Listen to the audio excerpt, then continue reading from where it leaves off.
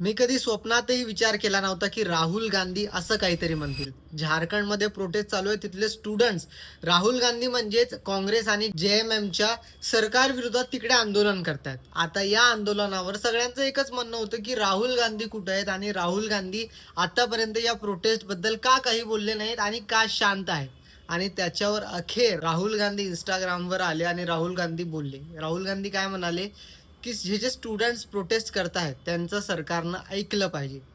हेच प्रोटेस्ट नाही, कुठेही जर विद्यार्थी प्रोटेस्ट करत असतील, आंदोलन करत असतील, तर सरकारची जबाबदारी आहे की त्यांचं ऐकावं आणि सिस्टममध्ये काहीतरी सुधार आणावा. म्हणजे एक एक साइडने त्यांनी स्टुडंटचं समर्थन केलंय, आंदोलन करणारे झारखंडमध्ये त्यांच्याच सरकारविरोधात आंदोलन करणाऱ्यांना सपोर्ट केलंय.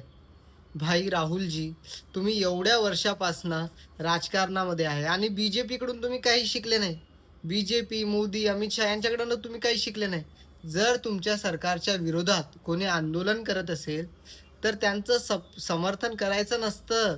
त्यांना थेट अँटी नॅशनल म्हणायचं असतं. त्यांना थेट पाकिस्तानी एजंट म्हणायचं असतं. ॲटलीस्ट तुम्ही फॉरेन फंडिंग आली आहे तेवढं तरी काहीतरी म्हणा, की हे झारखंडमध्ये फॉरेन फंडिंग येते, असं काहीतरी म्हणा यार. प्लीज बीजेपीकडून काहीतरी शिका. ॲटलीस्ट जर तुम्हाला ते नसेल जमत, ॲटलीस्ट ते झारखंडमध्ये जे काम करणारे, प्रोटेस्ट करणारे लोकं आहे, ते बीजेपीचे लोकं आहे, RSSचे लोकं आहे. असं काहीतरी काहीतरी करा यार. स्टुडंटचं समर्थन करू नका. प्लीज बीजेपीकडून काहीतरी शिका राहुलजी.